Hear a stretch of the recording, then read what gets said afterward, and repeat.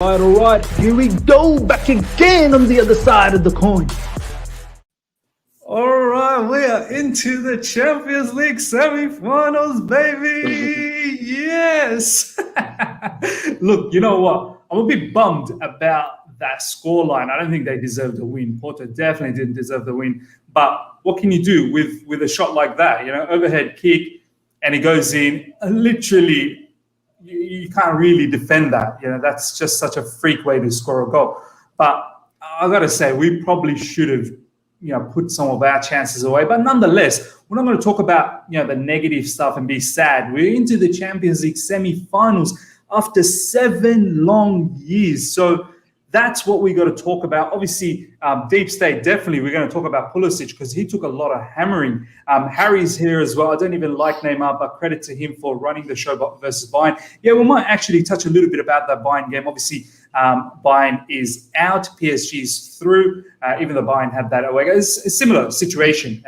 They got that win, but it wasn't enough. Yusuf, thank you heaps, my man. Ramadan Mubarak. Yes, Ramadan Mubarak to everyone who's fasting, myself as well, and to everyone out there who's doing that. And and we go through, and we're through. Alhamdulillah, 100% Alhamdulillah, we're through. Let's get straight into this. I'm buzzing. By the way, live chat, thank you so much for joining, and all the people that will join throughout the stream as well, and the people that will watch down the track. Thank you heaps for your support. I will provide the link somewhere down the track in this stream for you guys to join in and provide your reactions as well. So yeah, this might be a bit of a long night, so stay in there. First of all, boys, thank you heaps for taking out the time and doing this. Taron, my man, how you doing? Yeah, really happy to be back on the channel with Nischal. I haven't done a stream on Nischal in a long time, obviously with some Wi-Fi issues, this and that, who cares? But yeah, really excited to be back on with my guy Nischal, obviously you, Miz. And yeah, I had a really good stream with Ryan in the Crystal Palace game. I thought he had some great opinions, tactical opinions. I think this is a very good 4, and we just need Jonathan to make it the perfect 5. But this is a great review team, and I'm excited to get into the stream. Nah, absolutely. I can't wait till Jonathan comes back. You're right. Maybe the perfect 5. We get us 4 and Jonathan back in. Really nice commentary from Chelsea Exeter TV. Loving the shirt, Nischal, my man. You got the shirt going on. Nischal, how's things, my man? I'm very well, thanks. Not the most entertaining game or entertaining result, but at the end of the day, we needed to get into the Champions League semi-finals. We're into the Champions League semi-finals. That's all we needed. So, job done. We're at this stage and we did what we needed to do. So, looking forward to analyse it. Of course, not so much to analyse from a naked eye, but a lot to delve into and look at how we got there. Yeah, 100%. Look, we didn't score any goals, so I'm not going to have my usual, the football formation out and try and play out the goal and whatnot. I can't do that. Maybe we can look into the Porto goal. That was very, very amazing.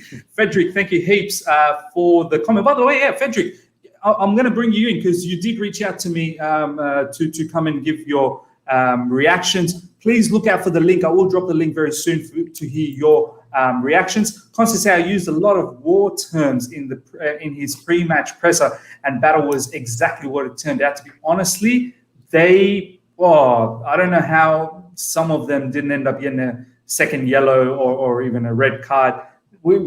Pulisic especially got battered in that game. We'll talk a lot about that. Ryan, my man, how's things? I'm good. I'm buzzed to be here again. I had a lot of fun last time. I'm glad Nischal could join us this time. Haven't talked to him before, so I'm excited about that.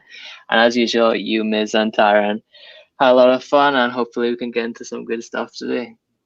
No, absolutely, man. I love your Caribbean accent, man. It just gives that much of a flavor to the channel. Right, boys, let's get into this. As we always do, some initial reactions before we move into the nitty-gritty of the game. I'll start with you, Taron. Taron, overall thoughts. Obviously, we went through to the Champions League semi-finals. We're yet to see tomorrow what's going to happen in terms of whether it's Liverpool or Real Madrid. What are some of your initial thoughts?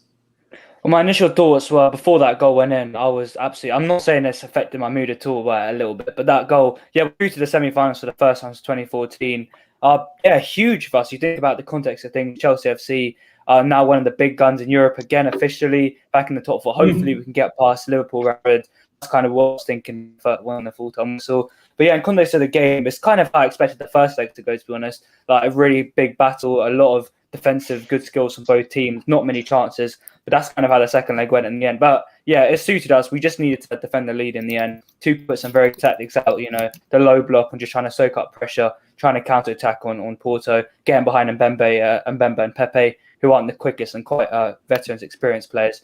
Yeah, in terms of the context, I'm really happy we're through to the semi-finals of Champions League. I'm going to be watching that game tomorrow, really the closest see it out of Liverpool, Real Madrid, who's going to go through, what are the danger men from both teams, who has the better tactics, who's going to cause a bigger threat to us. And yeah, Chelsea are through to the semi-finals of the Champions League. What can you not be happy about that? Let's get into this. Just forget about the 1-0 lead. Let's just think, 0-1, think 2-1 to us. I'm absolutely gassed, man, to be honest. Nah, 100%, man. Jonathan is in the house. Chelsea are Champions League semi-finalists. It's been, it has a very good ring to it. 100%, it has a very good ring to it. Nischal, from your perspective, just some initial thoughts on that match. Football's a funny old game, but we can be so happy after having just lost after 90 minutes. But we're into the semi-finals, first time in 7 years. Massive result, massive achievement for Chelsea. Thomas Tuchel deserves so much praise and so much credit for getting us to this stage. So does Frank Lampard for getting us through the group stage, winning the group and ending up on this side of a tournament tree. And it's a real group effort to be in this stage and be back where we belong at the very top table of European football. So it's a brilliant result. Performance-wise, not the finest today. A defeat wasn't necessarily deserved, but on the other hand, a draw was kind of what should have been a fair result. We weren't outstanding. We didn't really show our class as well as we could have. Even if team selection looked solid and looked good, it wasn't a great. But look, we're through. There's not much we can be complaining about on the grand scheme of things, and we're very grateful and very lucky as well to be through. We've got a very big semi-final ahead, of course. We'll either play the English champions or the Spanish champions. I'm sure everyone will be watching tomorrow's quarterfinal very, very closely.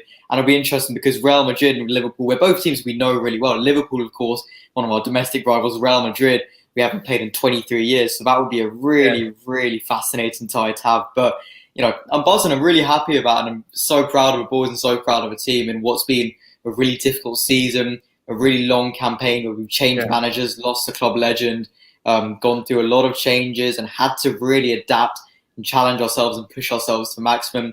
To be at the end of this night in a Champions League semi-final deserves huge, huge credit, and I'm really proud of everyone at the club. No, for sure. So well said, Nischal. Honestly,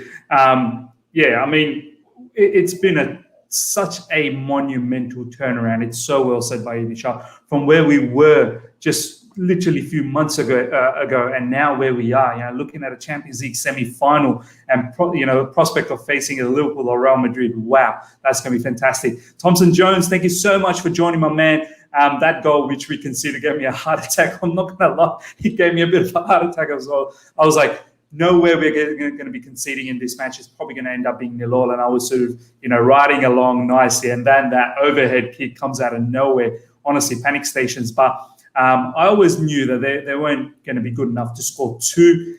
We will definitely talk about this. Italian Cafu, thanks for joining. Jorginho fought like a warrior today. Legend, 100%. We're going to do a lot of Jorginho props here. I know Nishal's a man who loves Jorginho. And we're going to do this because, he gets talked about how, he gets bodied and he gets run over. Today, he showed the lot that he's got a lot of heart and desire. And I love that. We're going to talk a lot about Jorginho.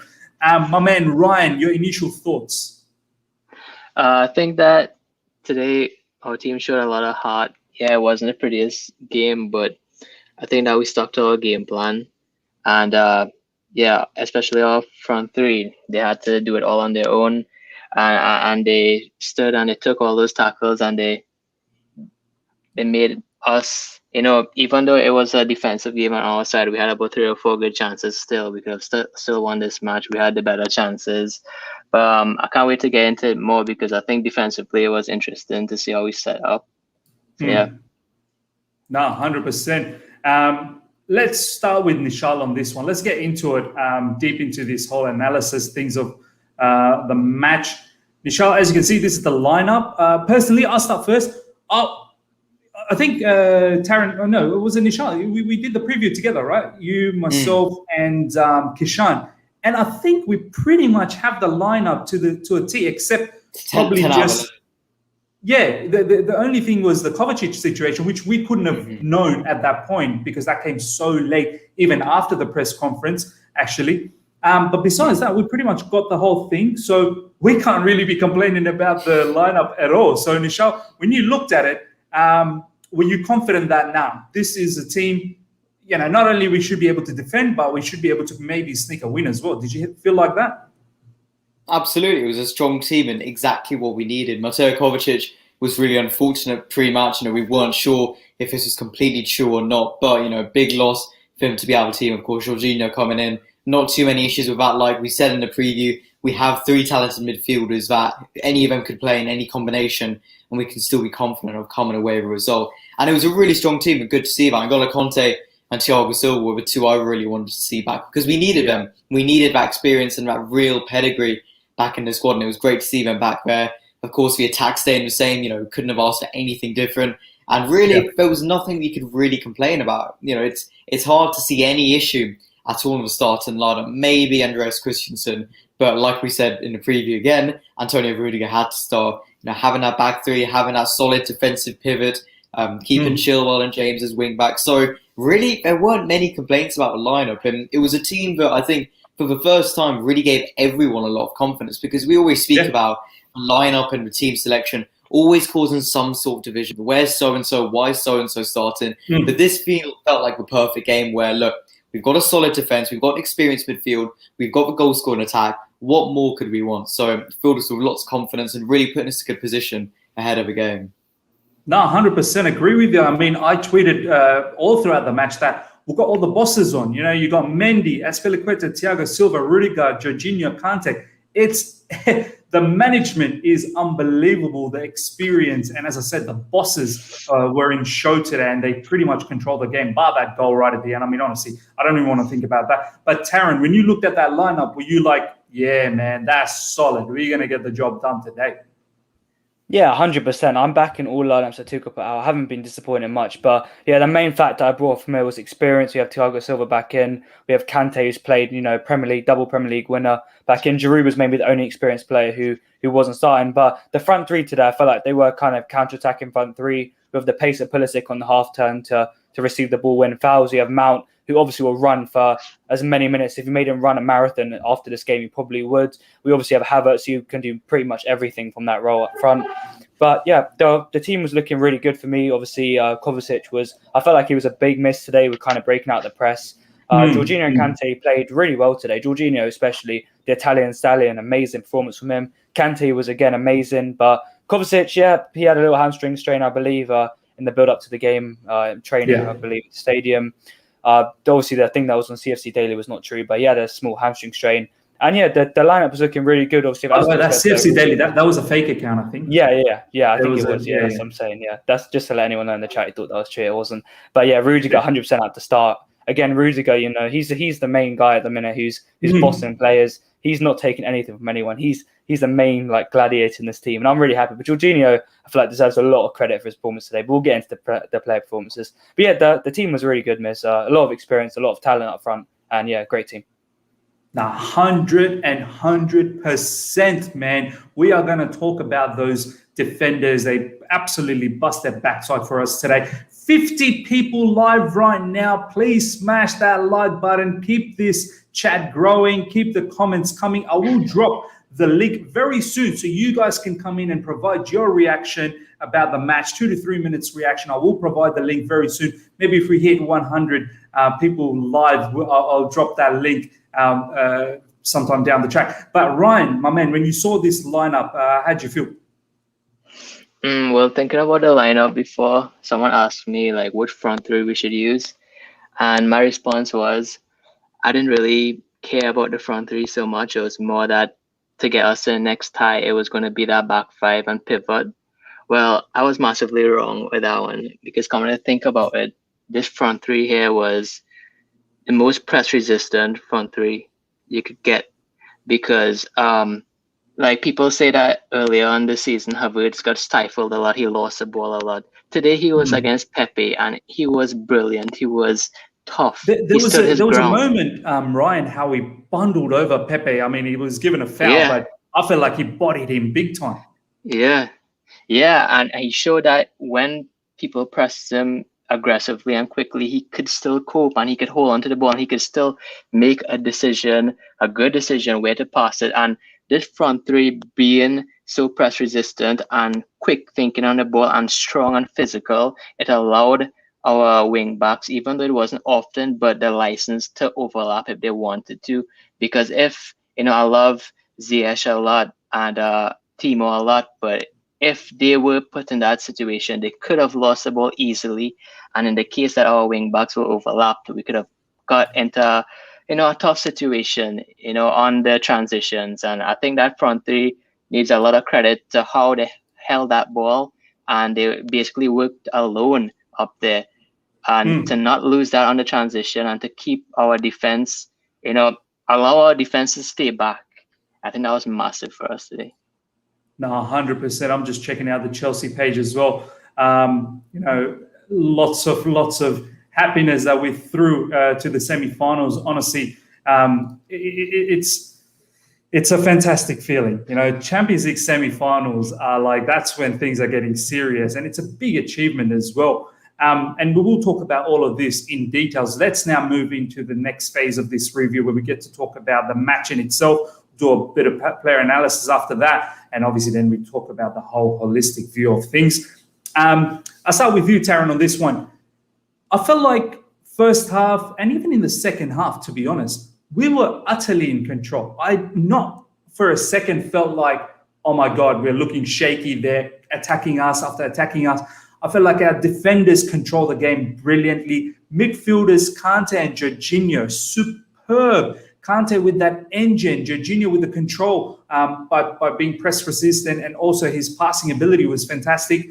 And we countered well. The only thing is we probably deserved a goal. We just weren't clinical enough up front to put away a few chances. Pulisic had a chance. Mason Mount had a very good chance as well. And I feel like we should have put some of those away. But overall, I was thinking all along in my head, Thomas Tuchel, wow, my man, take a bow.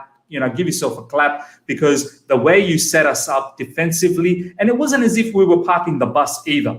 We were looking to get on them, and we were looking to play beautiful football. So what do you think about both the halves, first half and the second half?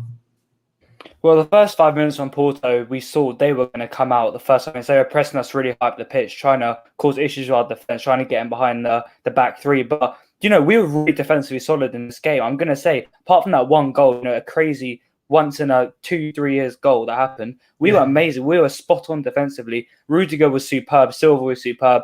We were really trying to come onto us. I'm going to sit back. Although I could say they were disappointing in the final third, they weren't sitting back. They weren't trying to counter us. They were really coming at us. And we just kept trying to counter them, trying to create attacks. And yeah, the first half was good. It was quite boring, to be honest. Not going to lie. It was okay. The midfield pivot was really standing out for me, to be honest. Jorginho in the first half was spot on, I'd say. He was the main focal point in the team, transitioning from attack to defence, showing a lot of defensively really strong tackles, I'd say, which isn't really known as Jorginho. He's a player who's mainly someone who you can pass the ball to release pressure, but he was the guy who was getting stuck in the challenges, being strong. He was up for the fight today, as all these players were. The second half kind of went on, and the same thing kind of happened. It was kind of them trying to attack us. We had a few chances with Christian Pulisic and Mason Mount. Could have got a goal. I wouldn't say we had many chances. I'd say we were actually quite poor in the defense, in the attacking third. But the main point of the front three was to alleviate the pressure, as Ryan said, was to kind of just press the front three, press the back four, Porto, try and win the ball back high up the pitch. But yeah, in the end, it didn't really happen. The whole game was kind of panning out as them just trying to come out, us being really defensively solid, absolutely impeccable defensively, then trying to counter them with Havertz, Pulisic and Werner.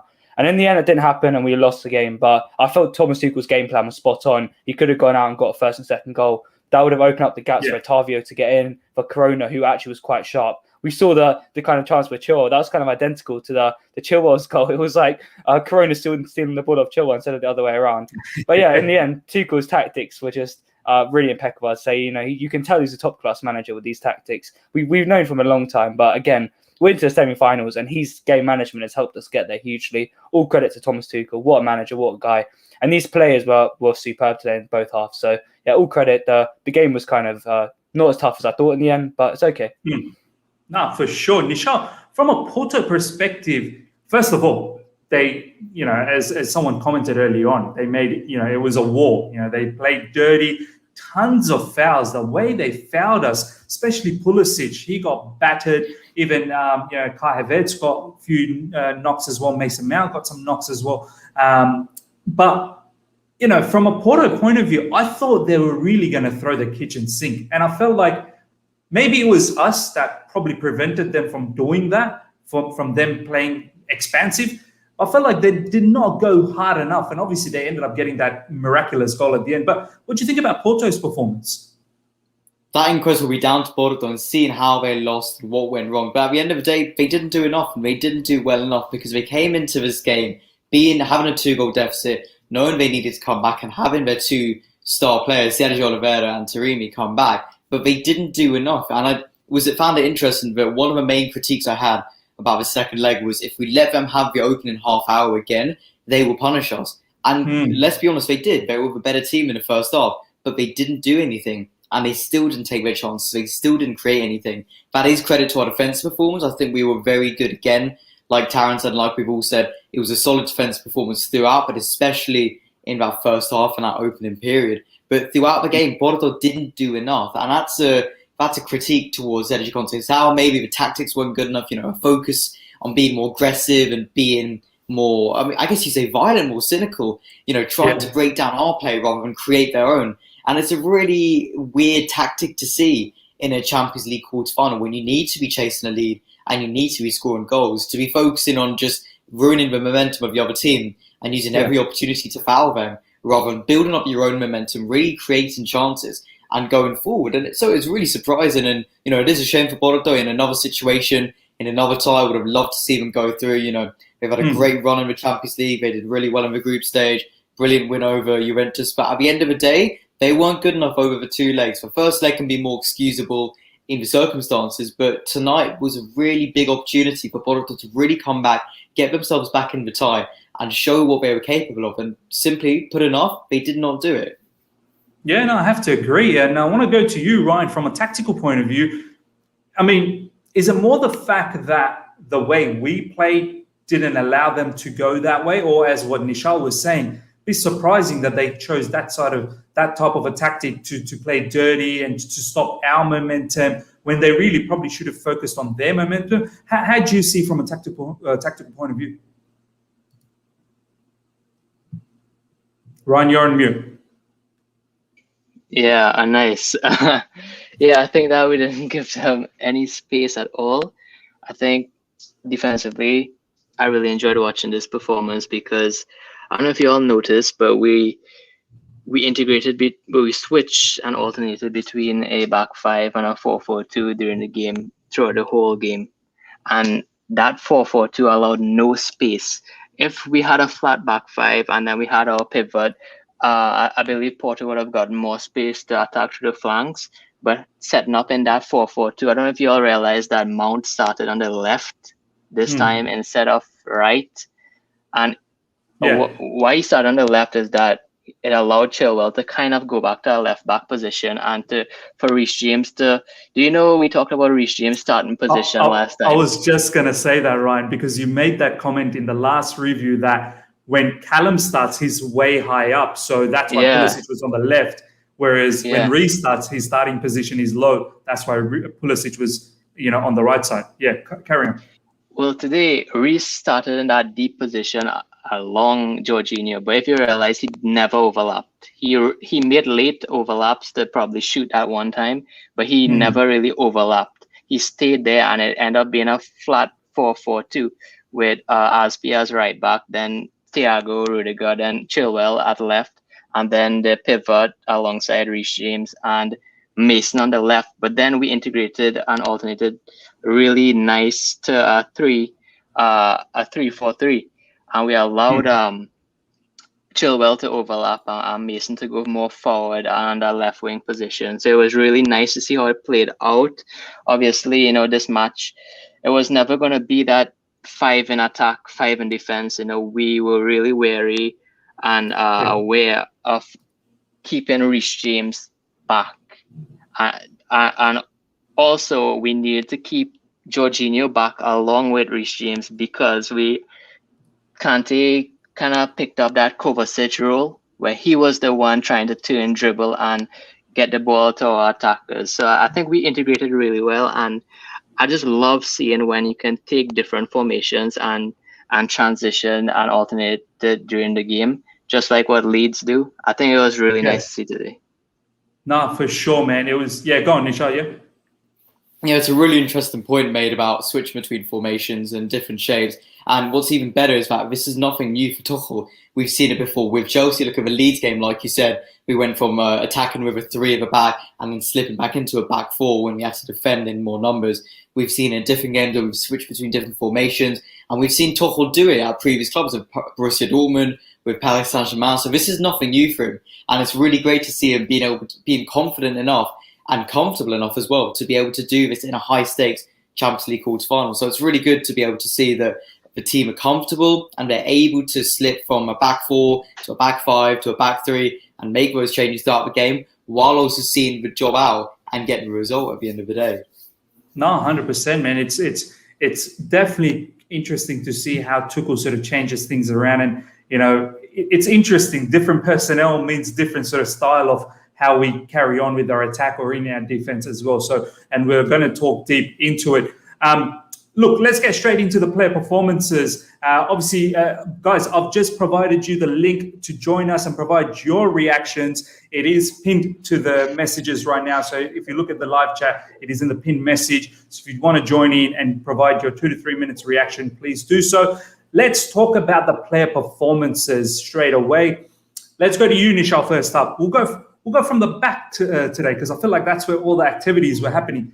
Mendy, besides that one craziness in the first half, Nischal, how he gets the pass and then he just lays it off to, I don't know who he laid it off to. Maybe he saw some hologram or something that there was a Chelsea player there and he just laid it off. But luckily enough, was it Thiago Silva that came in and made that interception and ensured that he booted the ball out. But Nischal, what do you think about Mendy's performance? Overall, I felt that it was pretty good.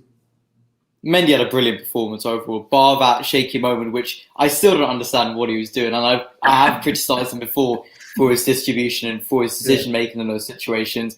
Don't really know why he passed it. He had the time and he had kind of momentum to be able to just hoof it off the pitch and let the midfield sort it out. But look, doesn't matter at the end. 4 consecutive clean sheets in the Champions League knockout stage. That's not a single goal conceded. And you know what? That goal we conceded today, that's not on him. Like, seriously, that's not on him. Bar that goal, he hadn't conceded a single goal. Basically 3 1/4 clean sheets, no? 3 consecutive clean sheets before today. You know, he was unlucky to have that duck break broken today, but he was superb. Another really good performance, you know, solid in goal. And I think, you know, one of the points where lots of commentators and journalists make very often is that Mendy has nothing to do in goal. But that's good. That's something that shows our defensive strengths, but also how Mendy can control his box and really be a commanding goalkeeper, because that's what we've lacked before. And it's really pointing out and showing us that when you have a goalkeeper who's so in control and so in command of his own box, his own area, you know, it doesn't even allow these chances to come through. Look at when he was bodied to the floor as well, caught the ball, wasn't even phased, was not phased in the slightest. And that's the sort of goalkeeper we want to be performed. So he had another brilliant performance. Sorry, I did actually forget who we conceded.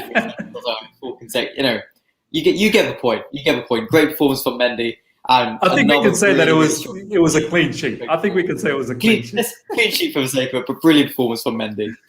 No, for sure, man. I don't want to hear anyone from the fans when he passed that craziness in the first half to say, oh, Donnarumma. None of that. Less of that, please, because Mendy is number 1 for us. Let's get Frederick in. Frederick is our first live chat phone-in fan to provide his reactions. Frederick, thank you for reaching out to me in Twitter DMs. Do appreciate that, my man. What do you think about that match? Yeah, I really appreciate to come on the channel, and it wasn't a performance for the ages. Let's put it that way. As I said, it turned into a proper battle, and we really had to fight for the win. And I thought that defensively we were really solid throughout the game, and I agree with what you said, Miss, that we were always in control, and offensively I thought we were pretty lackluster throughout the game, but then again we didn't have had the pressure on us to score, so I felt that was okay. And well, I thought that in the first half we was under pressure a lot, uh, Mm. having trouble to sort of play through that Porto pressure and applying pressure on their half and not really get that beautiful combination play going with a front three that worked so well in the previous game against Palace. But then in the second half, uh, Porto was tiring, and then we could get into the game a lot more offensively. Yeah. Still, I didn't feel that we threatened them enough Mm. to their goal, but as I said, we didn't really need to either. And if we should talk a little bit about player performances, I thought that Rudiger was a rock at the back, Yeah. and I often don't admit that because I don't really rate him that much, even though he has been superb all throughout the Tuchel era. And I also thought that Reece James was great. He was Yeah. really good positionally today, and he also provided a few crucial clearances and interceptions. So he really did well in that regard. And Ah, obviously Thiago Silva was composed at the back as usual. And I guess to even though we don't like to concede goals and losing games, I think that we have to mention that Taremi goal, yeah. that beautiful overhead kick, and Mondi was really, yeah, he Who's couldn't who's your he, who's your man of the match? Just before we let you go, Frederick. uh I probably had to say Rudiger was really good today. No, really good. Definitely was strong. Frederick, so much thank you for coming along and providing your thoughts. We'll catch you soon. Thank you heaps, my man. Thank you very much. Beautiful. Let's continue with the player performances. I'll go to you, Taron, now. Azpilicueta, for me, once again, I keep saying this. I don't think I've ever seen Azpilicueta have a below par game. So yet another, I'd say 7.5 from him. Captain, managed the game very, very well, defensively solid. Whenever he needed to, showcase his presence that I'm the captain of the team. I'm here to help out the team and make sure we go to the semi-finals. He did that. What do you think about his performance?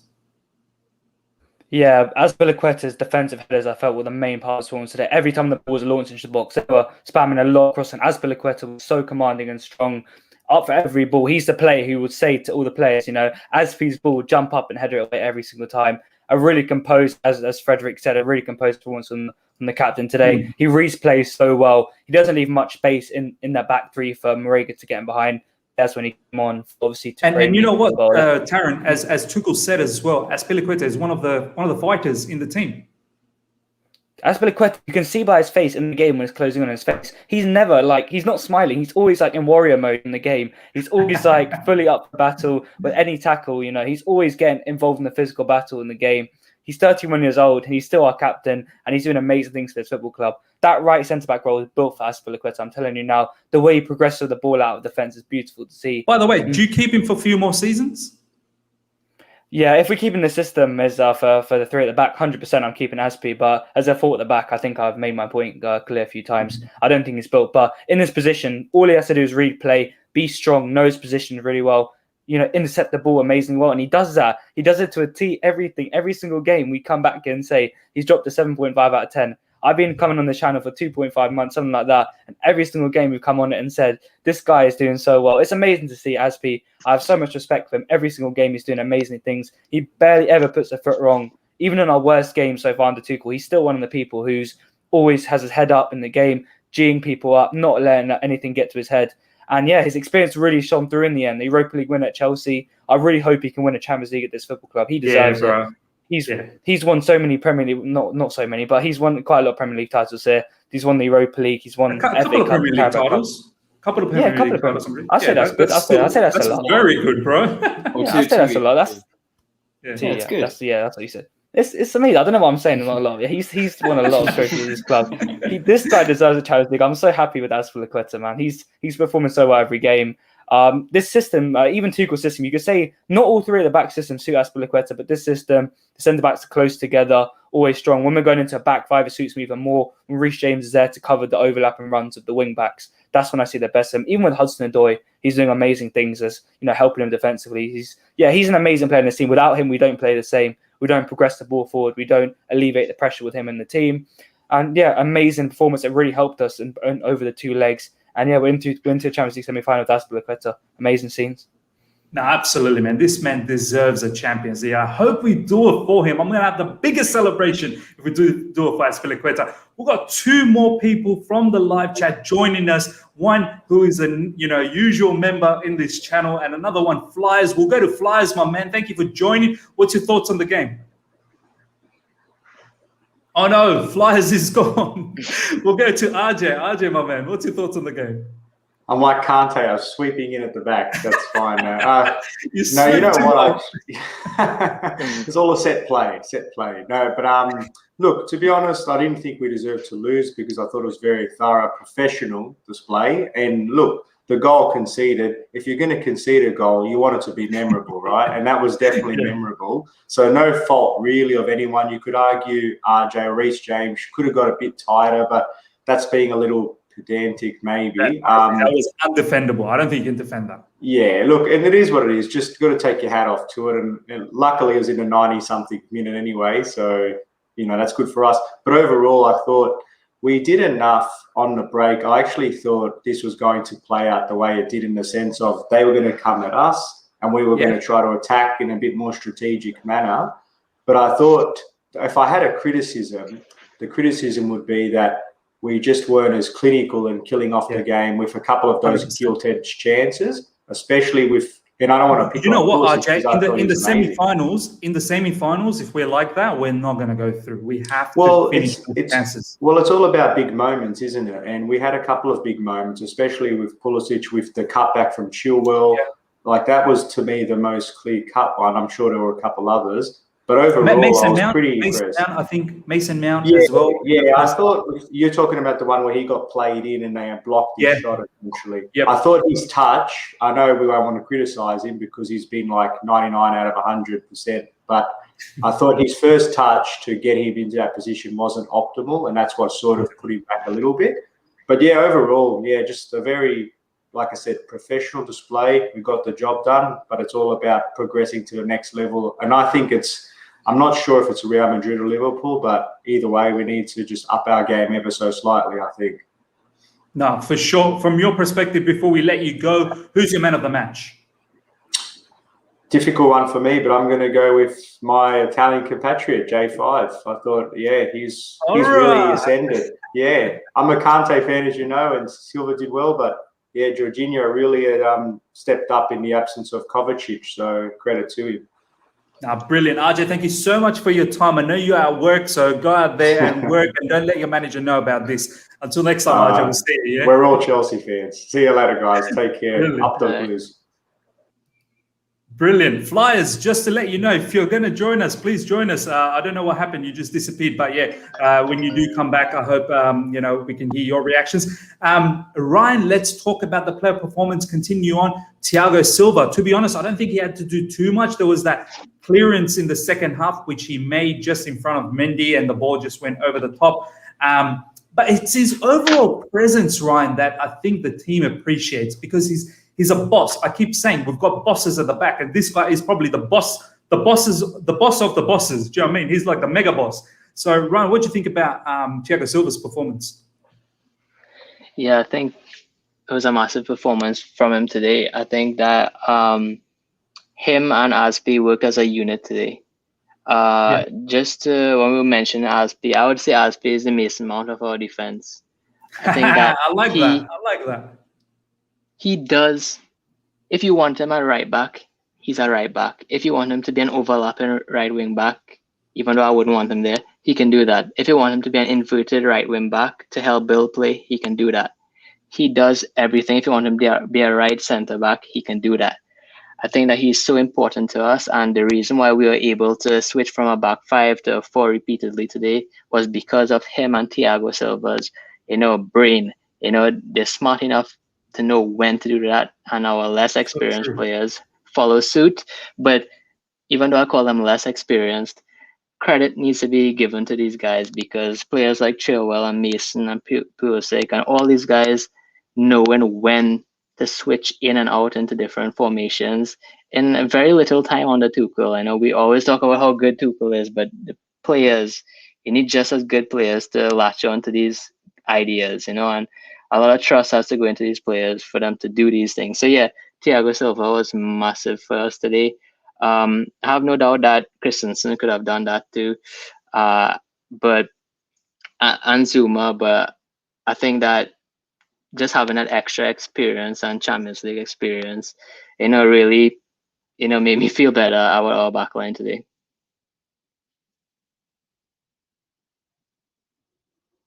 You're on mute. You're on mute, miss. Oh, man, I played myself just like you guys, man. That's embarrassing for me.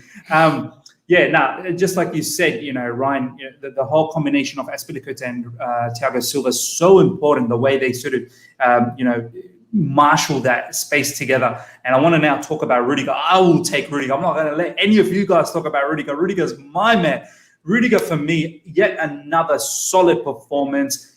There was a moment in the first half, I don't know if you guys remember, he was in a bit of a tussle, and he had the ball, and they were trying to get the ball off him, but someone went in front of him and literally grabbed the guy and just threw him.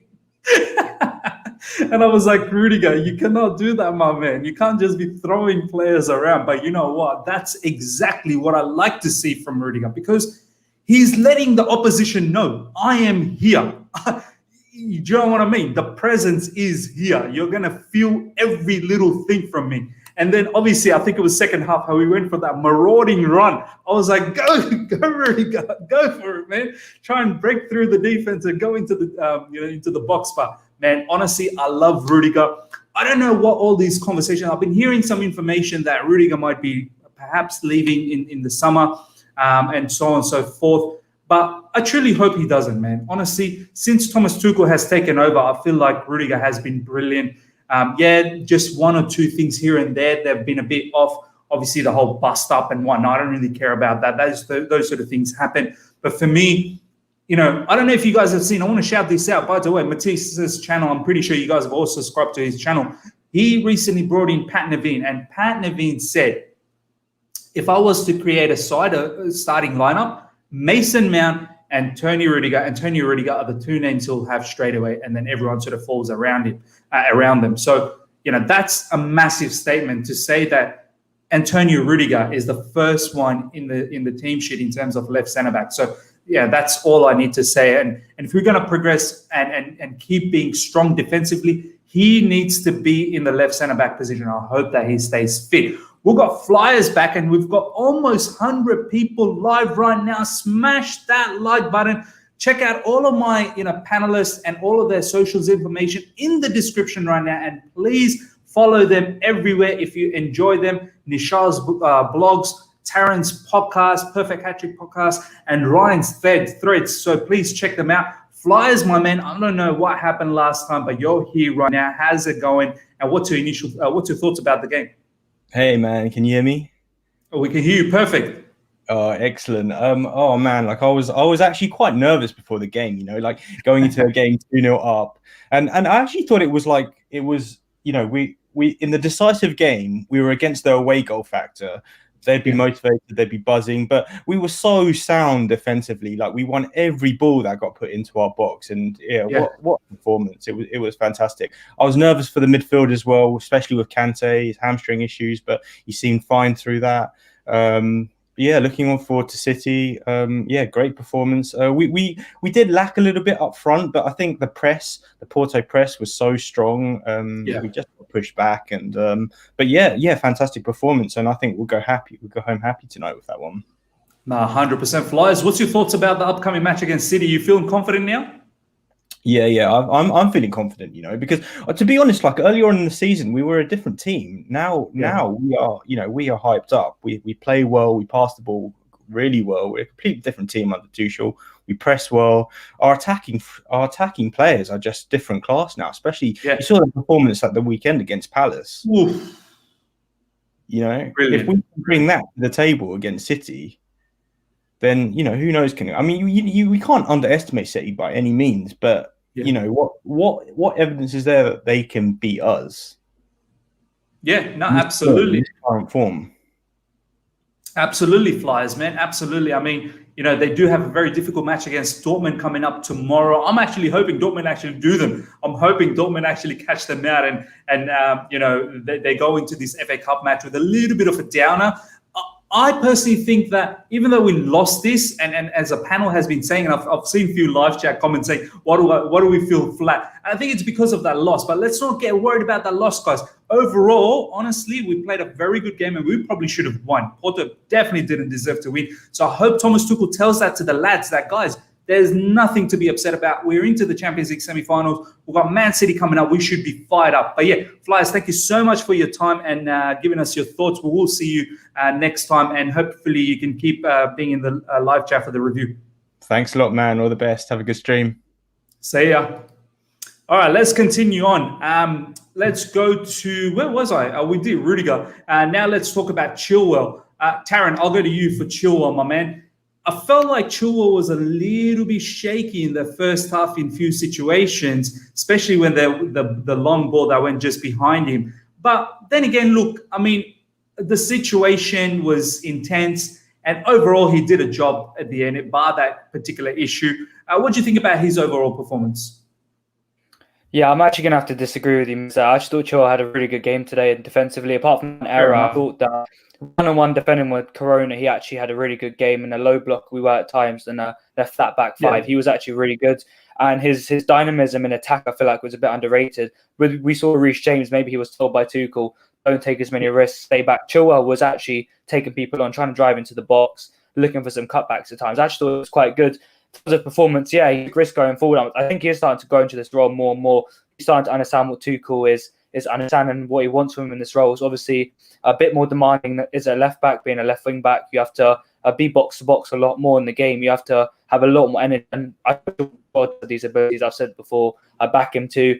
In terms of Marcos Alonso, I don't feel like he will be starting a lot anymore when Chilwell's playing like this. Obviously, he is having some games where, and against Crystal Palace, I actually thought Chilwell was really poor, but this game I actually thought he was better than Reece James, in my opinion, going forward, even not defensively. But yeah, really performance by Chilwell. I'd say that, yeah, he performed well. He's going into this role. Tuchel's telling him more and more what to do. Tactically, starting to understand. New manager, it's not nice. Lampard, obviously, brought him for a specific role in that team, a left back, how he wanted him to be, and he's had to adapt mid-season. It's not easy for players to do that, and he's done it really well. Hopefully, we'll see more and more games. I really believe in Chilwell's ability, and it's another game where, in my opinion, he's shining more and more. Yeah, the one mistake was I'm not gonna think about that. Corona could have scored that, but it's okay. He had a good game. In terms of, Reece James was, I'd say he was better defensively, but going forward, Reece James didn't take as many risks. I'll let someone else go on to him more. But yeah, I feel like Chilwell was actually really good. I know some people are saying that he was a bit shaky, but one-on-one defending, he's actually really good. It's interceptions. Positionally, he's getting better in the left wing back role.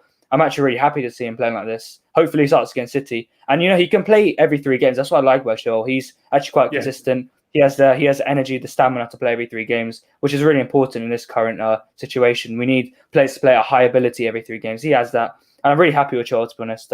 Wasn't a perfect performance, but I'm happy they started to go into this role more and more. No, for sure, man. And this is why we have a panel, because sometimes I may not see the game the way you guys are seeing, and that's why we bring everything together. So completely understand your point of view about Chilwell. Maybe I was just too caught up with that one sort of situation. I just pretty much, did it. But you're right. There were other facets of the game where he was great. Craig Norris, without a doubt, Chilwell is the future for sure. Let's bring in Grant and provide his reactions. Grant, just quickly, provide us your reactions of the match. All right. Good win. Good game to Chelsea today, and good game management to Thomas Tuchel today. I have to give him a lot of praise today, because that's what we need. We just need game management. We don't need to chase the game to win the game. We just need to just play a game where we don't concede. And Rudiger, we're not giving Rudiger a lot of praise as he should be getting. because Rudiger is an old school defender, and once I give him a job to do as a man-mark job, Rudiger going to do it. All right. If you can look at the game today, Noriega has nothing to do. Every time he touches the ball, Rudiger behind him. So he can't bully nobody because they're actually trying to bully Chilwell, but Rudiger is there to help him a lot. Every time he get the ball, because that's what he's going to do, bully Chilwell and try to pass to score. But Rudiger has a man-mark job. His job is actually going unnoticed. But on the game today, there's nothing much. We just manage the game and just do everything what we need to do today and just go through to the finals. Because we are going to go to the finals with PSG, and I predicted that about 2 weeks ago. And now everything, this morning, because this morning when I get up this morning, I know that we're going to go through. Because I'm 100% having a lot of trust now in this manager, because nobody can predict him. Every team what he go against, nobody can predict him. Nobody. Absolutely, my man. Absolutely. Nobody at all can predict him, because he's going to give you a game where you're going to have to think, and you're going to have to overthink, and then you're going to make a lot of mistakes. Just like today, we don't need to score, so we don't need to attack Porto. So we just sit back. We could actually score goals, but we don't need to score, because if we score on Porto, that's when they're going to put a lot of pressures on us now. So when they put a lot of pressure on us, they're going to force us to make mistakes. So we just manage the game so they get to score in the 93rd minute. So game over by the time them score. So everybody can just rest now to take on Man City. Give him a lot of praise today. Not much into the game to talk about, but good game management. That's why you need to win a game as a manager. You don't need to rush the game to win it. Good game management. That's all I have to say for today. Brilliant, brilliant. Well said, my man. Well said, Grant. Honestly, everything that you said, agreed fully 100%. Thank you so much for your time. We'll hopefully see you around, and hopefully you can stick around in the live chat. Thank you, my man. All right, thanks. Cool. All right, boys, let's continue on. Nischal, let's talk about Reece James. Look, defensively, we all know Nischal, he's fantastic. And once again, he's proved that. He bundled, players over. Offensively, here's the thing. Everyone seems to have this issue that, and Ryan will obviously touch on this as well. Well, he has already touched on this. When Callum plays, he plays quite high up, whereas Reece obviously is not a natural, winger type of player. But do you feel like, Nischal, that's the only facet that he probably just needs to fine-tune a little bit more, where we can get a lot more purchase from him from an attacking side of things, and then he becomes a complete wing-back for us under Thomas Tuchel's current formation? Is that how you feel, or do you feel that, now, you know what, he's doing very, very well as it is?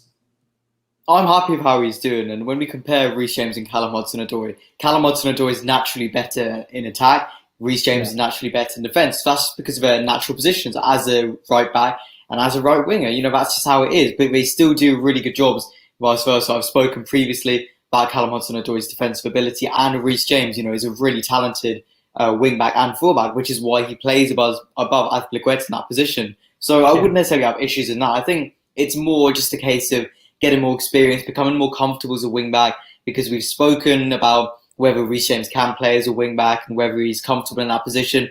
And really, it's about adapting and getting comfortable in that position. We've said the same with Ben Chilwell, for example. I still believe that Marcos Alonso is a better wing back, but with time, as Ben Chilwell gets more and more comfortable in that position, he will get better. Same with Azpilicueta. Look at him when he started playing as a right centre back in Mourinho or Kante days. Early on, he was good, but there was still parts of his game where we felt he could improve. And now we see him as a flawless, consistent player. It takes time. It's fine-tuning, switching from one position and another. And even if it doesn't seem too different, there are big differences. So, Reece James can improve it over time. Today, I wouldn't say it was the performance we saw in the first leg. And I'll say that honestly. He was my man of the match in the first leg. Superb performance, really dominant, really physical and bullish against the Porto team. Today, I don't feel like he laid his mark on the game as much as he could have. That's not to say he didn't play well. He still played very well. He helped neutralise the attack, and the only flaw we had was conceding that goal again, which, as you said earlier, was indefendable. How can you defend against that? So there's no criticism there. But overall, look, it wasn't the same commanding performance we saw in the first leg, but it was good enough to show that he's capable to play in that position, and he's good enough to be there. So he can be happy with himself and showing himself as a wing-back. Yeah, no, for sure, man. I mean, it's just a slight sort of criticism in terms of what he can do up front. But comparing him with Callum Hudson-Odoi, probably not the right way to do it. Callum doesn't have all that defensive abilities either that Reece has. So yeah, it's a bit of a, you know, as I always say, horses for courses. What's the situation? Who do we need? Against Palace, we needed Callum Hudson-Odoi, and it worked out against Porto, knowing they're going to come at us naturally. It was probably, you know, warranted that it's Reece James. Let's now talk about N'Golo Kante. Ryan, for me, the guy was a beast. You know, I think was it Otavio or someone else? I can't remember, from Porto, and they said that they've never played against Kante, and they've always heard that playing against Kante is like having facing two people in midfield. So. Ryan, look, the only criticism I have about Kante is every now and then the passing was a bit off, but then there were a few passes that were perfect as well in the counters. But it's his engine, Ryan, that I like. He was just destroying the play. He was winning the ball. He was recovering well, and he was in Porto's face non-stop. What do you think about his performance, Ryan? I think he had a phenomenal day today. Yeah, his passing could have been a little better, but his ability to cover so much ground. You know, we touched last week about having horizontal and vertical pivots, and today he took that role that Kovacic usually plays, which is a more vertical role, and he did that really good, especially under the type of pressing that Porto did. You know, a lot of people like to say that Kante can't play under pressure, and I say that sometimes too. I mean, we all say what we see, but today he showed that he could do both parts of the game, and so much times that he was on the edge of that diamond in the pivot, and he helped build play really, really good from the back under lots of pressure. And he also did the other side of the work, where as soon as that ball got to him or he passed to build play, he started making those vertical runs, while Jorginho did an amazing job covering for him. I think that since Reece James didn't have any overlapping duty today, he was a major factor in all our attacks today, along with Chilwell, converting from a left back to a left wing back, then even to a left winger. I think he was involved in almost every counter attack, Ryan. Yeah, so he did a phenomenal job. And I think that on a different day, we can see him be used in many different ways. I see him as a kind of a connector in our build-up play. You know, he has that ability to be the base of our diamond going forward. You know, that position where Aspi is usually an inverted fullback, and he would be there to help always keep the tempo of the ball on that right side. I see Kante being in that position because he has that ability to roam there and get back on time while somebody else covers for him. So, and he also has the ability to stay back and guard our center backs while somebody else, like maybe a Kovacic, can do his thing and go up top too. So yeah, I think having players like Jorginho, Kovacic, and Kante there makes us very unpredictable in our tactics and very versatile. And honestly, I'm really grateful to have all three of them. I know a lot of people has discussions, which one would you sell, which one would you keep, which one you start every game. I would keep all because I love all three. Yeah, I absolutely agree, man. All of this conversation keeps happening. Who do you sell? Who do you let go? And who do you keep? You know, all three are very good. Just a quick question before we go to the next player, to Nischal. Ryan, against City, Kante starts, or if Kovacic is fit, what happens? You know, I'm not aware of the fixtures, but after that City match, who do we have? Like, how far is our match after this? Brighton. Match? Brighton. I think it's on Wednesday or Tuesday. So Tuesday night, Wednesday morning for me. Yeah.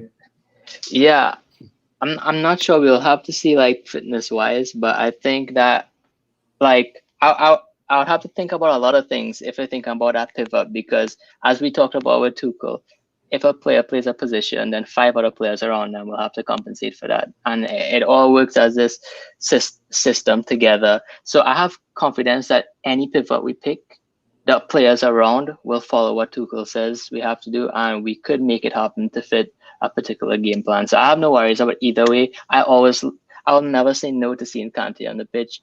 But then again, I'll never say no to seeing Kovacic or Jorginho either. So it's a win-win for us. Once the players around do what they have to do.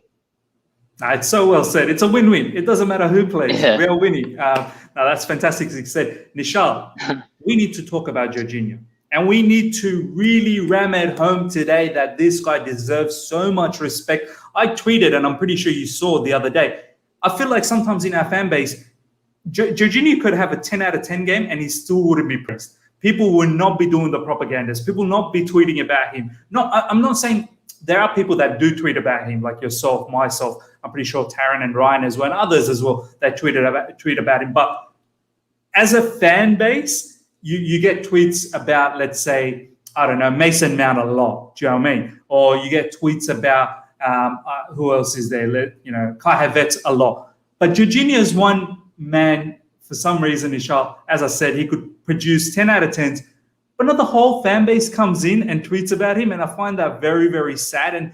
And whenever any other opposition players play, let's say, for example, Declan Rice or whoever else, the whole fan base just goes into pandemonium and starts tweeting about them. And I just find that, okay, fine, you do that. I've got no issues with that. But have some sort of couple of words for Jorginho as well. What do you think about his performance today? For me, it was absolutely monster.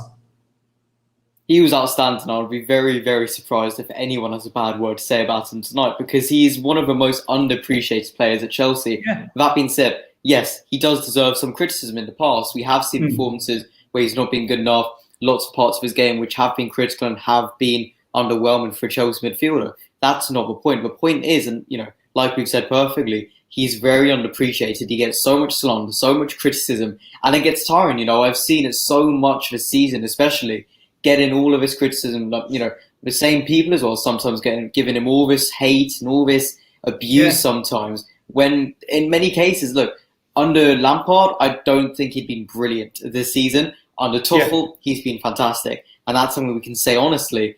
And, I think, on a bit of a tangent, but I feel like it stems back to when he was signed by Maurizio Sarri as his first player, as a key player for his tactics. He got that tag of being Sarri's boy, Sarri's player. And when Sarri left the next summer and Lampard came in, he was stuck with that tagline and he was trying to throw it off.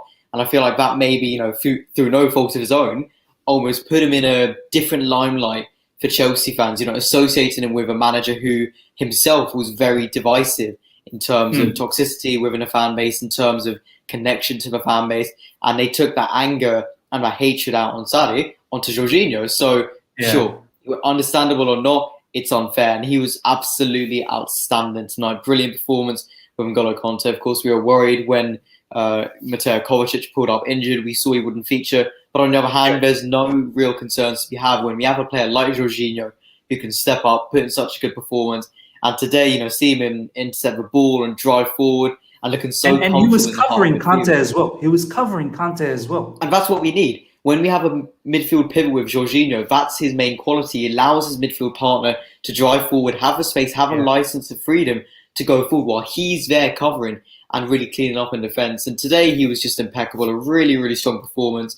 You won man of the match in the first leg. I'm not sure who of you away from man of the match has been given to you for the second leg, but he will certainly be in contention for that. And he deserves so much praise. Pulisic, man, that's another debate, but he deserves so much praise for today and for this season and under Tuchel. I do hope that the more we see his performances, the more certain sections of a fan base who lambast him at every opportunity will start to realise, okay, he's a good midfielder, he's a good player. Is he someone we can go long term to challenge for the title, to challenge for the treble? That's another debate, right? Maybe he isn't, maybe he is. But in terms of what you need right now, a strong defence midfielder to complement N'Golo Kante, to complement Mateo Kovacic, Jorginho is a perfect man and he deserves so much praise and so much credit for another superb performance tonight. I love it, man. I love it. Yeah, Taron, go on. Yeah, I just got some stats pulled up from Jorginho from Statman Dave. Just quickly, I'll say Jorginho versus Porto, Chelsea kind of rank 65 attempted passes first in the team, 56 successful passes first in the team, 11 attempted tackles first, 8 successful tackles first, 97 touches first. So clearly he was possibly the best player on the pitch today. He is the standard. He is the standard, bro. He was absolutely, as Nischal said, absolutely superb in the midfield today. He was bossing the midfield as a defensive midfielder. He can be amazing. No, for sure. Nischal, the other thing I want to just quickly touch on, because you did say something about Maurizio Sarri when he got him in, and maybe that's one of the things that's still lingering around people's mind. Obviously, there's some crazy news coming out that Tottenham Hotspurs are looking to get Maurizio Sarri to replace Mourinho. And apparently straight away, the links of Jorginho to Maurizio Sarri to join them in Spurs, which made me laugh. But, I mean, what do you think about that news? If that ever happens, I think Jorginho would get murdered. I didn't mind it, to be honest. I've got a close friend who's a Tottenham fan, and I spoke to him about it, and he said, I would take it. I do like Sarri. He's a good manager. And honestly, Spurs could do well in that situation. Mourinho, I don't think he's the problem, but there needs to be a rebuild at Tottenham. There needs to be a clean out and a real change of philosophy and style. Yeah. And Mourinho doesn't seem like the main man to do that right now, at least with what we've seen recently. So Maurizio Sarri coming in would be a really good choice. Bring a new attacking style of football in. He could really revolutionise Spurs. And if we saw what he did with us in one season, who knows what he could do with Spurs? It would be painful, to be honest. I never like seeing anyone cross that enemy lines, not least Mourinho or Sarri. But in terms of career move for Tottenham, for Sarri, it would be a really, really good move and a fascinating one for the Premier League. Yeah, man, I agree, man. I wouldn't mind seeing Maurizio Sarri come back in the Premier League. I feel like he did not get the respect that he deserved, man. He did a lot of good stuff for us, and he didn't get that respect. I'd hate him to join Spurs, obviously, but just for him to come back, I think that would be nice to see, what style of football that he starts creating with Tottenham. And obviously, I don't want to see Jorginho go that way. I'm pretty sure Spurs would take Jorginho. But if they take Jorginho, we're getting Harry Kane. Give us Harry Kane and you can take Jorginho. Maybe do a bit of trade like that. What do you guys think in the live chat? Let us know. Jorginho for Harry Kane, if that ever happens. Look, I'm only kidding, but I'm just creating a bit of drama. Taron, my man, let's talk about the front three right now. Let's talk about Pulisic. Timely, we talk about Pulisic. Look, I got a lot of hate during halftime for saying that Pulisic needs to step it up in the second half. And Taron, the reason why I said that, I always have seen Pulisic as a player that dribbles well, great press resistant, can drive through. So all of that is fine. But I'm always critical that he needs to finish things off. So I don't generally go, wow, because of his dribbling and his driving, because I know he does that, and he does that very well. But when it comes to the final third is when I get upset. So I didn't see that in the first half, which got me a little bit annoyed that Pulisic, you got to be a bit more, you got to be polished. You got to finish those moves off, find a pass or finish it off with a goal or whatnot. Similarly, in the second half, second thing, but obviously second half, I felt like his involvement was, I personally thought it was a lot better. A lot of people probably say that he was already involved very well. But the other thing is the amount of fouls he drew, man. The amount of fouls he draws, he was getting battered. So that in itself is a positive in the sense that he has the ability to just keep drawing fouls and slow the game down a little bit and bring it to our pace. What do you think about his performance in this particular match? I think 100% right that Pulisic had a really sloppy start in the first half. I wouldn't say he didn't have many chances to kind of affect things in the final third, but his first touch was looking okay in the first half. He kept giving the ball away. He was looking quite flat on his feet, on his heels at times, but he slowly grew into the game. He drew 33 fouls in total in that game, 33 fouls in one game. You usually don't even see that many. It's the whole team usually. You don't even see half of that. Is that some sort of a record as well? Like one player, 33 Do you know what? I'm going to fouls? have to check, on the UEFA website. I might have to check, but if you check out this, that doesn't really matter. 33 fouls is an incredible amount of fouls. Every time it was on the half turn, they thought, this player has injury history. I'm sure Pepe and Bembo knew that. Zaidu knew that. Wilson Manafa knew that. They kept trying to take him down. Yeah, good to see him play 90 minutes, 100% Thompson-Jones. I agree with you. Hopefully he's injured. That's what I was kind of worried about in this game. I obviously want Pulisic to play every single game, 100%. I believe in his ability. But it's just the fact about his fitness. I've always said it. This body's not built to play every 3 games. Although it's bad to say, when he's playing in the game where he's fully fit, he alters that whole game. He's getting goals, assists. He's driving at players. And when he's not in his game, he can pick up injuries. And then he's out for the next few games. So in my opinion, it's not really worth it how it is. But yeah, in this game, he was really up for the physical battle. That's what I really enjoyed. By the way, Taron, just to interject, I don't think it was 33 on him. I think it was 13. I just realized you can't have 33 on one player. That's pretty crazy. Yeah. I think 33 total. Yeah, maybe 13, but still, that's 13 is still high. It's an absolute joke. And regardless of the fact, he was fouled so many times in that game. That's kind of the point I was getting. I'm very sorry about the misleading fact. But yeah, Pulisic was out for the physical battle. He kept going into duels with Pepe. He kept going into duels and Bemba. He wasn't scaring out the tackles. He was trying to win fouls for the team, trying to help us as a whole. Yeah, he kept trying to drive at players the whole game. I was really impressed with his performance in the second half. He grew into the game slowly and surely, but in the end, my worries for Saturday, is he going to be fit after this many fouls? He was taking a lot of falling on the floor a lot in this game. He was getting really hard tackles by the midfielders and the defenders. I really wanted to play against Man City. The one goal that sticks in my head from Pulisic, that when I think of him, is that goal against Benjamin Mendy and Gundogan. We got the ball from the halfway line, drived and curled around Edison. That's what I want to see at the weekend. Yeah, the fact is that Pulisic needs to be playing every game. That's what I want from him. It needs to be managed his workload. He can't be starting every game, but 60 or so minutes each game maybe. But yeah, 100%. I think he had a great game and he was up for the physical battle. I'm really happy with him. We've seen sometimes he was maybe in games where he was kind of, not really getting into the physical battle, kind of being a bit passive at times. But today he was really up for it in the end. And I'm sure Tuchel went to him at halftime and said, you know what, that first half, I expect so much more of you. I've worked with you at Dortmund. I know you're capable of much better things, and you need to do better in that game. But yeah, in the end, it was a good performance, and obviously he was given the man of the match, which I'm sure you guys don't agree with, but yeah, it was good. Nischal? Yeah, I've just fact-checked. 11 times he was fouled in that game.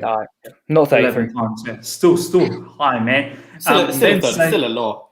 Yeah. It's still heaps, man. Still heaps. If it was 33, that'd actually be insane. That's actually insane. I think 33 might be the team total. It probably was probably the team total. Ben Say, thank you so much for this particular comment.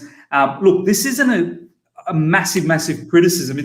I feel like that as well sometimes, and I honestly love Pulisic, guys. Don't take it the wrong way. A few people in Twitter's crazy, You say one little criticism and they start thinking you hate Pulisic. Someone commented to me and said, oh, here's another Pulisic hater, block. And I'm like, dude, just block me. I don't really care.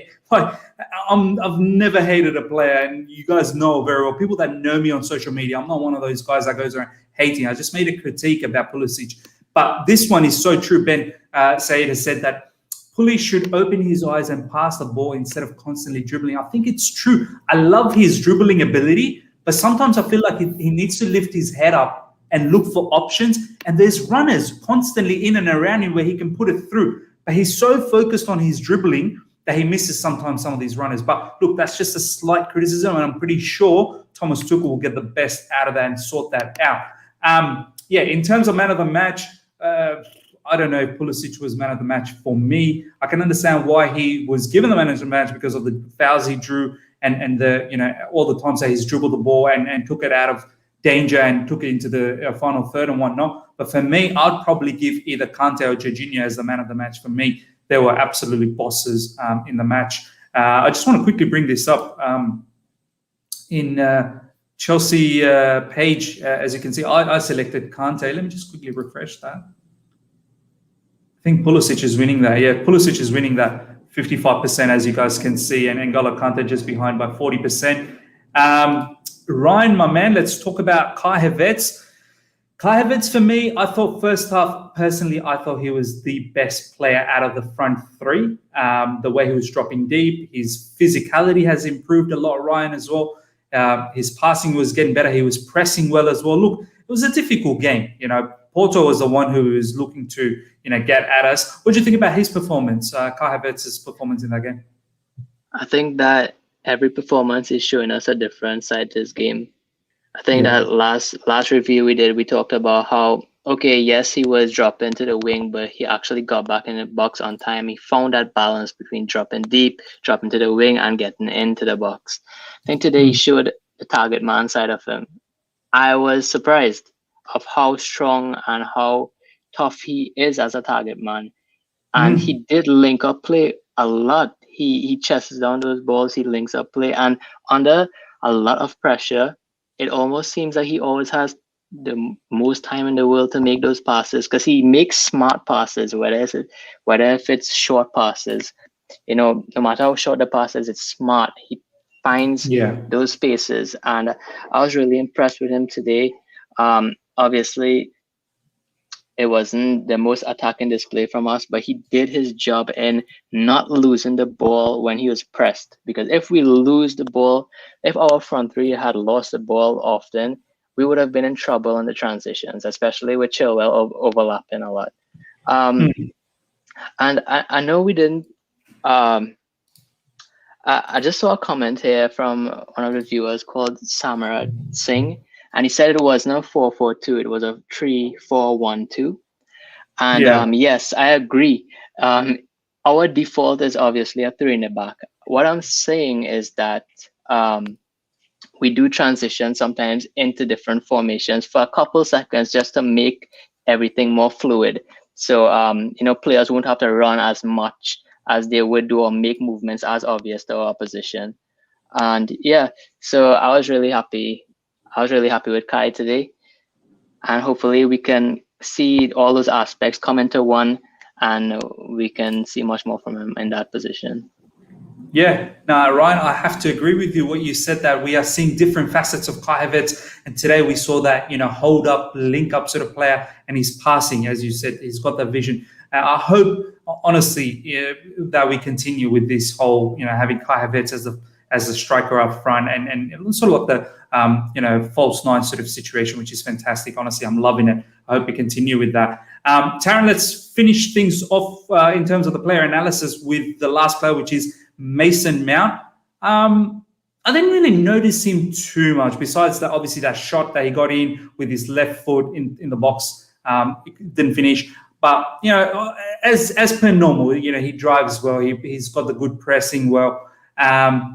But, yeah, overall, I thought it was an average game. And this is no disrespect at all. He's been a fantastic player for us this season. He's going to go down as being the Chelsea player of the season. But what do you think about his match performance?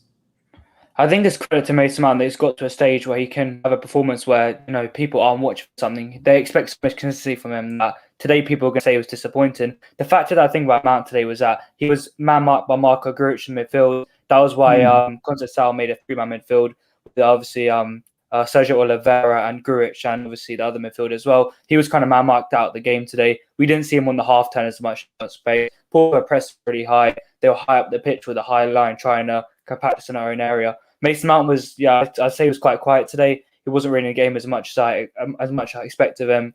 He was obviously pressing him off on the front really well as usual. He was obviously a bundle of energy as usual. 7.5s every single game at least for Mason Mount. Yeah, it's just let's kind of stop around. He's kind of the as Ryan said. Yeah, as Ryan I'm going to take Ryan's slogan. I don't care though. He's Aspilicueta of the attack. Mason Mount. He did really well today. Yeah, he didn't do really well, but he was good. I can't really make many comments on him. I say that hopefully he can be better against Man City. He can be more effective and influence the game. He could have scored a goal. That's probably what I'd say. I was a bit disappointed. Obviously, a great block by Wilson Manafer, but he should have scored it. He has the capabilities. But yeah, all credit to Mason Mount for scoring that goal in the first leg to put us in this position where that goal was actually taking us through to the next round. So that's what I say about Mason Mount. But in the end, it was an okay performance. But he was man-marked out of the game. It wasn't the easiest game for him today. No, for sure, man. It wasn't the easiest game. He did a job, whatever he had to do. Look, that pretty much is our play performance. Let's talk a little bit about substitutions. Obviously, a few players came. Yeah, go on, Ryan. I just wanted to mention something about Mason today. I mentioned that 4-4-2 a lot. I know I just doing the Aaron Robin thing and talking about the same topic. But I think it's an issue that I have with Mason on the left when Chilwell is playing. I think that if we see that Mason always drops into a really, really wide left position anytime Chilwell plays. And I think that Chilwell has a reluctance to make inverted runs. So much times Chilwell will always decide to overlap. No matter how wide Mason Mount is, Chilwell will decide to overlap, and it will put us into situations where we would have two players wide, and it would be easy to just stifle us on a wing, and then it would result in us back passing back to our midfield pivot and start and play again. I feel like one thing Alonso does really well is that he knows when to make those inverted runs. He knows when to drop deep, when to overlap. Maybe he's not as quick as Chilwell in doing so, but I think that even with Mason, he loves to have the ball on feet, and that's why he tends to come deep to collect the ball. He actually collects the ball from Chilwell really close together, then Chilwell overlaps. It isn't like Chilwell is playing balls to Mason in inverted positions, then making an overlap. No, Mason drops deep and collects it basically from Chilwell's feet. And that makes us less versatile and a little more predictable to read on the left. And I think that I'm not sure why this happens, because I don't see this problem with Mason on the right. Mason actually gets into more inverted positions on the right more often than he's on the wing. And I don't know if it's down to Chilwell, or if it's down to preferred feet when running with the ball or what. But I think that's something to look into because, I mean, if we're going to stick with Reece James, who doesn't overlap as much, and we aren't as effective attacking from the right, if we're going to do Chilwell on the left also, that's something we need to take into consideration because, we praise our front three so much against Crystal Palace, but that has a lot to do with Callum Hudson-Odoi.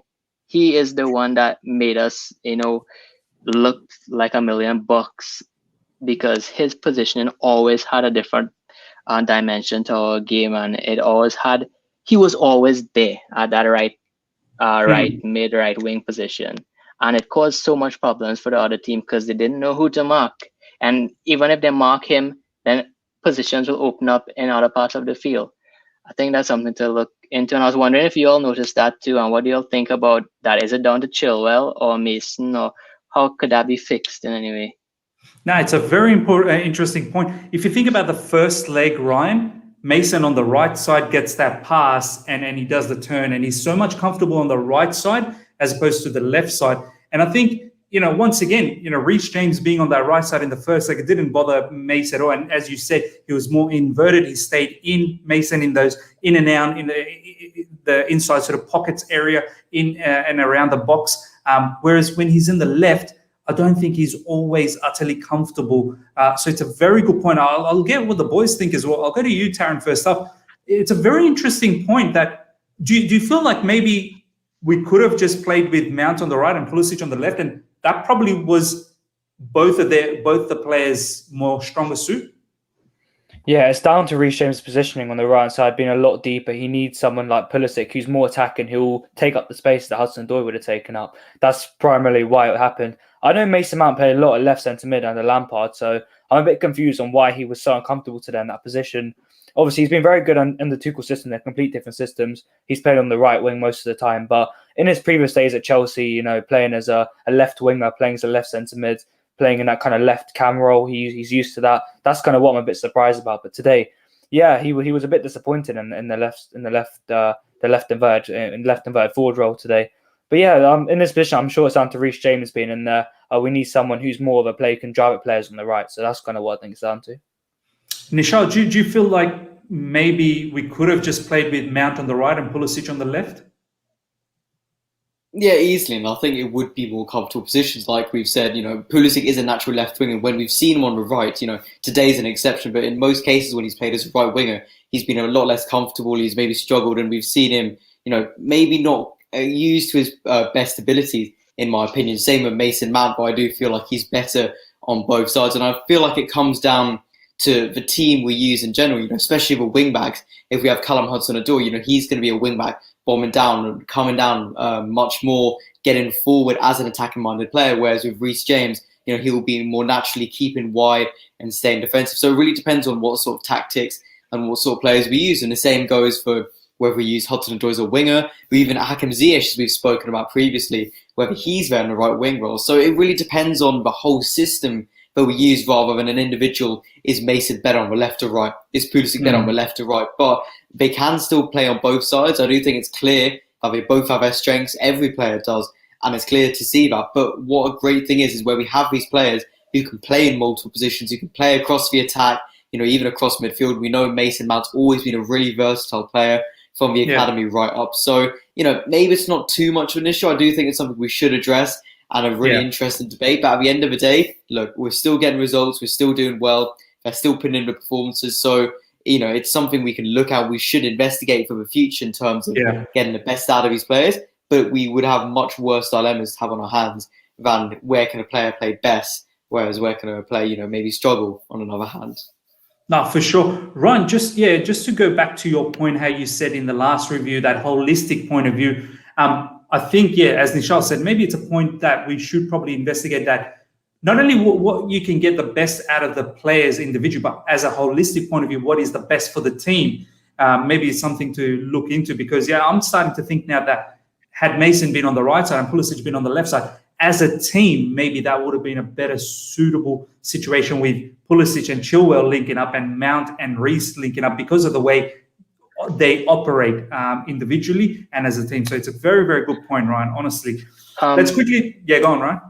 Yeah, just to add on why possibly they did that is because I think that Pulisic was called on to be that one behind the two strikers in the second half mainly. He went into the wars. He basically was that connector instead of Kante in the second half because we need to be more defensive. We couldn't have Kante roaming every single time. So Pulisic went into that CAM role, and Mason was switching between a left-sided striker to basically a LM defending alongside Chilwell. So it was easier access for him to help Chilwell and allow Chilwell to go back to left-back positions if needed be. And Mason was always running from left mid to left striker, left mid to left striker, and then Pulisic was covering also going to CAM to left wing. So yeah, it was really well rehearsed and we worked very well. A lot of people saying that our attack didn't work really well today, but I think that off the ball, thinking wise, it was fantastic to see, and we did get the chances, but we didn't take them. So yeah, good point from everybody, and I agree. It's something to investigate, but as long as we win, that's most important in this time of the season. No, for sure, man. You bring up some absolute corker of questions every now and then, and it gets you thinking, which is great. Taron, I'll go to you. Let's talk a little bit about the substitutions. For me, Tuchel kept them very late. I think he was just happy the way the whole setup was and didn't want to tinker too much. Obviously, Giroud came on, Ziyech came on. Who else came on? I can't remember. Do you remember Ziyech came on, Giroud came on. I can't really remember anyone else. I don't think anyone else came on, to be honest. I don't think anyone else came on. We left them quite late. I think it was just two. Yeah, it was just those two. I think, Ziyech once again was robbed a particular assist, just like the last game against Crystal Palace. You guys would have seen my tweet, how I said I had a personal message for Hakim Ziyech saying that, look, I hope he's not reading into any of these news and whatnot, and whether any of it is true. I hope it's not true that he's not leaving. We can see the quality of Ziyech. He can just pull out that pass out of nowhere all the time. And we know next season, those are the ones that will go in and he'll get a ton of assists. Do you feel like, this guy, hopefully no one is saying anything about leaving and whatnot, and that just see this particular season through, ride the wave. We're doing well. We're getting into some fantastic games and big competition. We're still alive. Is that the advice you would give someone like Ziyech, that the better days are coming? Yeah, first of all, it's been a really hard season for Ziyech with injuries, change of manager, change of systems, many change of systems, change of positions, and he's had to adapt much more than he would have possibly thought. And credit to him, he's adapted quite well. He's still proved his worth, which is what Chelsea fans are kind of looking for. He's proved that he has the quality to succeed at this club. Can I just say that pass from Ziyech in the last few minutes, absolutely sublime, outside of the boot, no effort whatsoever. He wasn't even looking at the ball. He just has. He wasn't even looking. Just outside of the boot, left foot ball. He was so angry with Pulisic that he missed that chance. But it was a wonderful ball. With Ziyech, he's coming on. He actually had a really good end with the Atletico game before the international break. He scored against Sheffield, and I'm a bit sad his momentum kind of dipped due to his international break. He scored a crucial goal that really cemented our place. It's that red card, bro. That red card stuffed us up against West Brom. He wouldn't have been off. 100%. He was actually one of the bright sparks in the West Brom game before he came off. He was whipping balls into Werner, which Werner missed. Sorry, Timo. Very unfortunate. Ziyech's doing very well. He did very well before the break. I mean, right now, he's not in the team. Obviously, Werner was playing. Pulisic's now in great form. Mount's undroppable at the minute. And unless Tuchel changes systems, there's not really a place for him right now. It's just about when he gets a chance that he can prove his worth more and more to Tuchel. Like Pulisic did, he came in, he scored 2 goals against Palace. He scored against West Brom. He was the only goal scorer. Mount's 100% proved to Tuchel that he is a main star. He has to be every game. And Havertz, and obviously Ziyech can't play up front. Havertz has proved that he's the starter there. Ziyech just needs to prove he has the ability. He needs to be doing more of the outside of the boot passes, taking risks, because that's the main factor, Ziyech. The risk-taking factor. By the way, are you starting him against City? That's a difficult question, Miz. I'm gonna have to. The correct answer is yes. More, but right now, I'd say no. I want that Pulisic, Havertz, Mount kind of chemistry. All right, that's it. I'm gonna have to kick you out now. All right, that's enough from you. Yeah, but I probably wouldn't say I'm a big Ziyech fan and I love him from the first day he came in. But right now, I say that his form compared to Pulisic is undroppable. But yeah, he's proven again and again he should be starting. And I know you love him. It's just like me and Werner. You just have to ride the wave and hope that Tuchel will change his mind. But yeah, it's okay. He was good when he came on. Didn't have a lot of time, but he was okay. No, exactly. Doesn't get enough time, but still produces those crazy passes. As I said, he should have had an assist against Palace, should have had an assist here. But anyway, we move. Nischal, let's talk about the final few minutes about we're in the semi-finals. Thomas Tuchel has monumentally turned this around. We've got City coming up in the FA Cup semi-finals as well. First of all, let's talk about the semi-finals of the Champions League. Do you care who it is? Real Madrid, Liverpool, does it matter?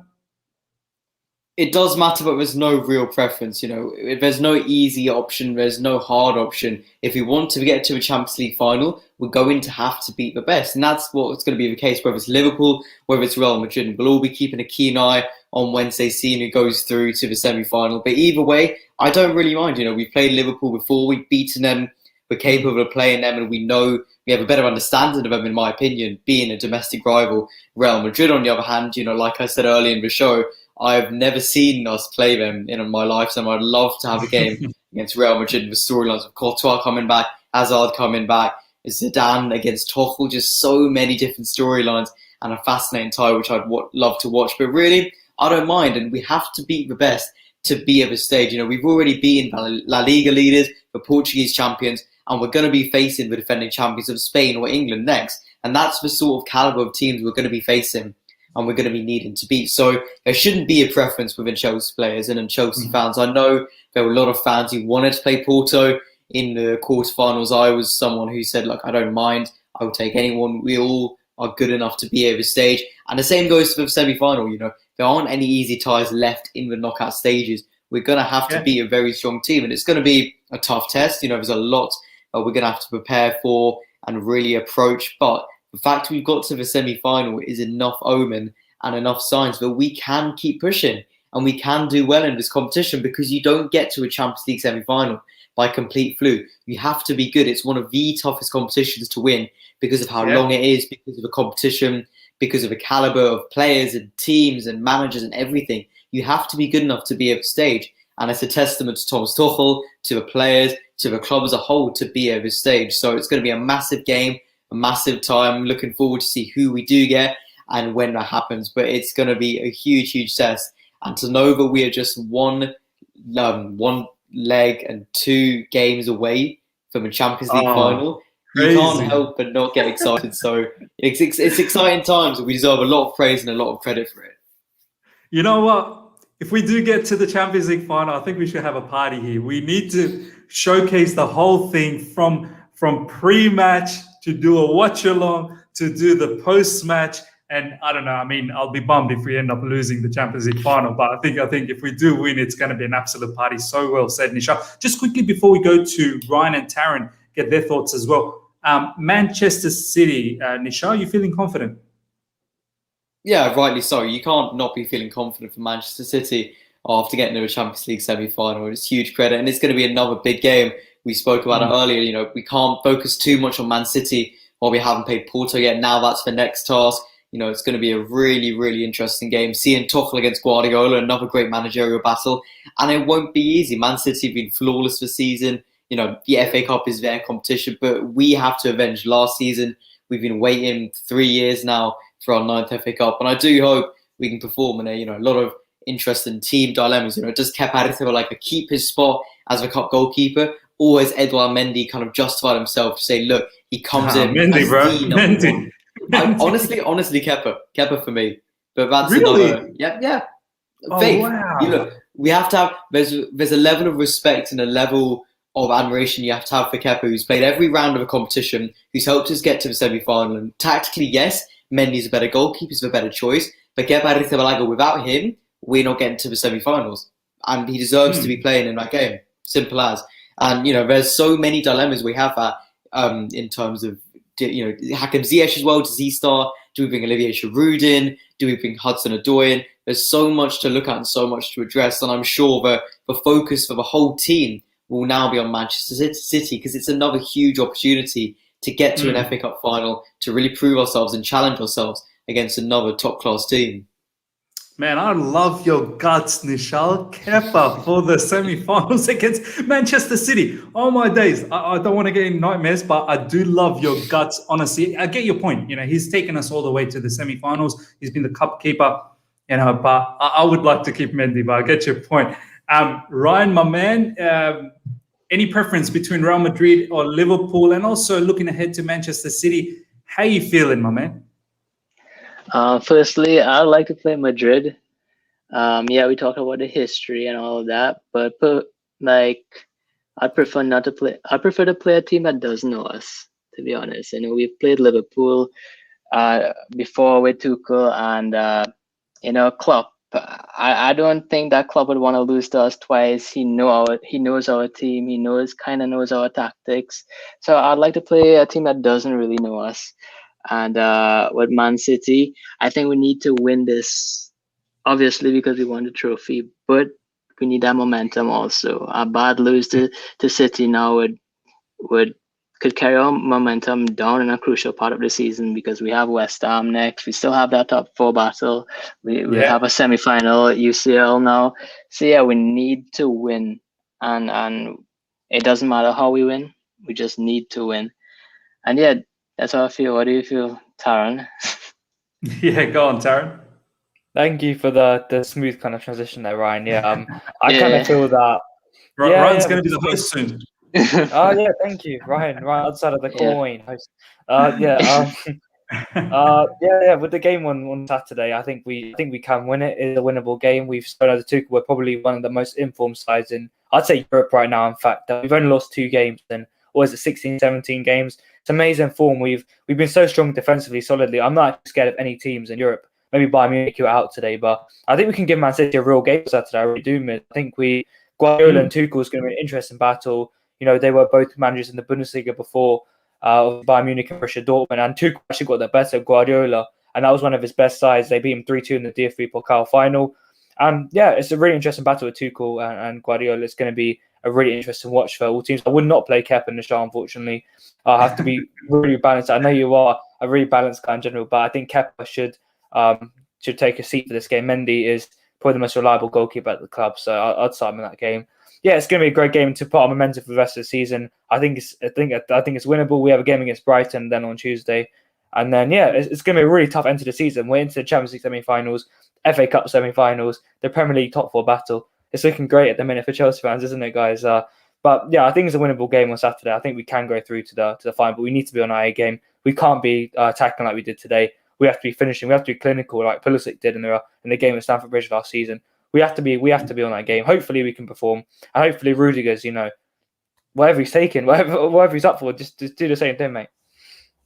Absolutely. Look, yeah, man, some big games coming up. Look, my personal preference, honestly, I don't really care whether it's Real Madrid or Liverpool, but I wouldn't mind seeing Real Madrid. I think, you know, it gives that European touch. Chelsea gives that Chelsea versus Real Madrid feel. I'll let you have a talk about that. How do you feel about it? So I completely forgot about that. I'd rather have Liverpool, and that's just purely for I'd rather play against Nat Phillips and Kabak than Sergio Ramos and Varane. I think their centre-backs that Werner can exploit, and Robertson and Alexander-Arnold have not looked great this season. Real Madrid actually looked really, really good in the reverse leg. Vinicius Junior looked superb. Benzema looked amazing. The midfield three of Modric, Kroos, and I'm sorry, I forgot the other one. It's crazy. Casemiro, Kroos and Casemiro. Yeah, they looked amazing in that game. The back four, the goalkeeper, Thibaut Courtois is back to his A game at the minute. Real Madrid look like they will win the league at the minute, in my opinion. Atletico kind of fell off. So I'd rather play against Liverpool. They looked really inconsistent this season under Klopp.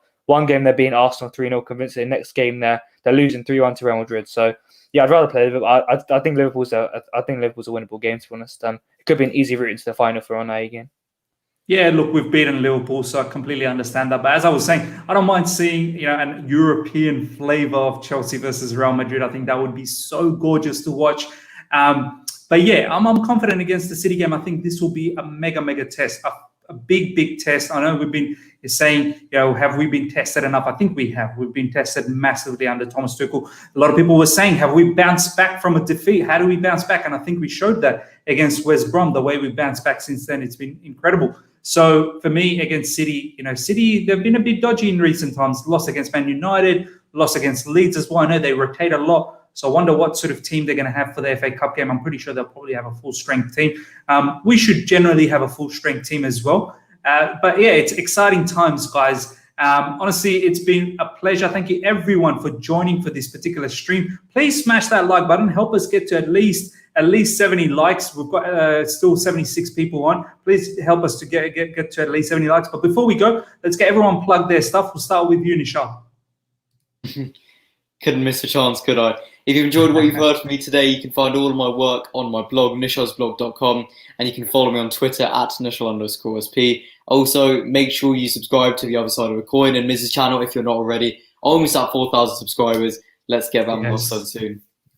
Absolutely, guys. All of our panelists, their social stuff's in the description right now. Go out there and follow straight away. Ryan, where can we find you? All right, if you all don't understand my accent, you can see what I'm talking about in my diagrams and my threads. Just follow me at Carefree Tactics on Twitter, and you can find everything there. Brilliant. I think everyone understands what you're talking about, man. I love your accent, man. You're going nowhere. You're going to keep coming back to this channel. Taron, my boy, where can we find you? And what have you got coming up soon? Yeah, on Twitter, CFC Taron, as it says on just below my head, just says CFC Taron on Twitter. I post mostly every single day about tactics, formations, not as detailed as obviously Ryan, but I try and give my opinion and kind of explain my point on a lot of things. Obviously, my podcast, the Perfect Tactics podcast, I'm looking to have Ryan on there soon. That will be a really good episode coming up, a tactical insight on Chelsea. Hopefully we can organise that soon, Ryan. But we had an episode, obviously it's a bit irrelevant now, but UCL preview for this game with Proxima Janada, who has been on this channel before, Portuguese football expert. And yeah, we've got loads of cool content coming up in the future on the Perfect Tactic. We've got a worldwide football podcast going on there, not just Chelsea, mostly Chelsea, but we've got many fans of different backgrounds, different teams, different clubs, different nationalities, everything like that. So if you like what you heard from me, check out that Perfect Tactic podcast on Apple, Spotify, and obviously check out Nishal's blog, great, insightful blog. Check out Mr. Channels, get Mr. 4K subs, and check out Ryan's threads on Twitter. All really great guys, and you won't regret it. It'll be the best session of your day, so check them all out. Brilliant. Yeah, guys, look, I'm very, very close to 4,000. I think I'm about 60 subscribers away. So please, if you're here for the first time, subscribe, hit the bell notification as well to stay in touch with all my content. Later tomorrow, UK time, 1 p.m., I will have Adam Newson.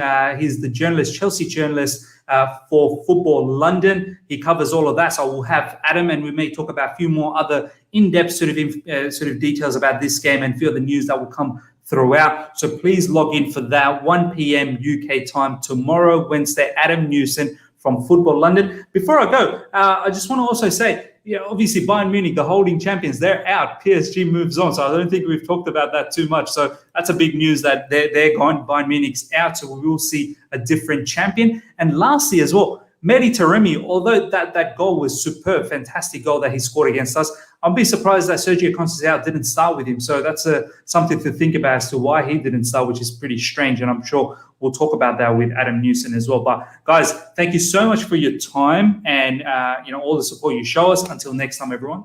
See ya.